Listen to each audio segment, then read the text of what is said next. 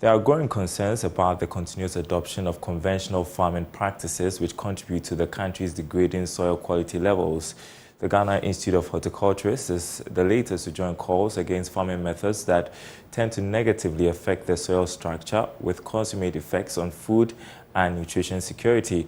With climate change impacting heavily on agriculture, the group is advocating the uptake of conservatory type of farming known as regenerative agriculture to restore the country's arable lands. Here's more in this report.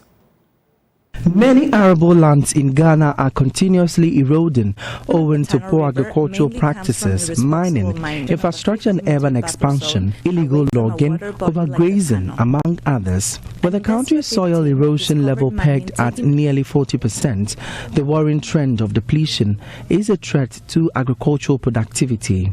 At its 23rd Annual General Meeting and Scientific Conference, members of the Ghana Institute of Horticulturists were alarmed by the various environmental changes impacting negatively on crop production.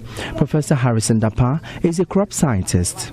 Temperatures are increasing, there are flooding, so we are not talking of the Volta River flooding, but the natural ones which come out of rainfall, which people's farmers' fields are actually flooded and others. And then we have the environmental increases in pests and diseases all over the place because of the changing environment. And climate change impact is having a huge impact on us. And that is why we're saying that hopefully as we discuss this issue at this particular conference, we'll be able to come out with something that will be able to help farmers fight climate change. The head of Horticulture Department of the Kwame Nkrumah University of Science and Technology, Professor Francis Appiah, is not only worried by the impacts on food security, but also nutrition security. He is advising farmers to employ practices that protect the integrity of the soil. We have the potential to show the world that it is possible to feed a nation while preserving the environment.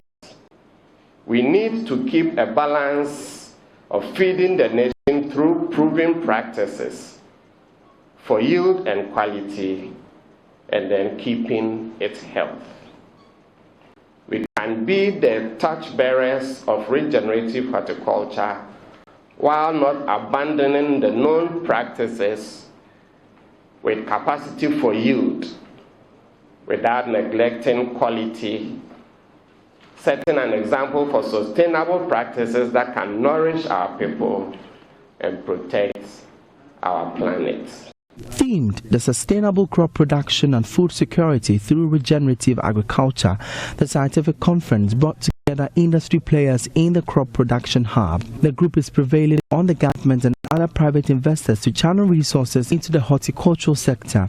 Professor Halim Abubakari is president of the Ghana Institute of Horticulturists. I think what we need now is more investment in best management practices.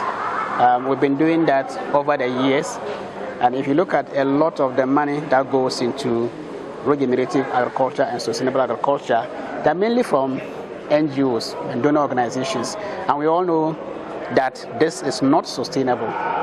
So we're calling on investors in Ghana. We know people who are doing investment, and they are investing in real estate, they are investing in manufacturing, but we are thinking that we can also put some money into regenerative horticulture. So we are calling on the investors within the country. For JoyNews, my name is Emmanuel Bright Quick.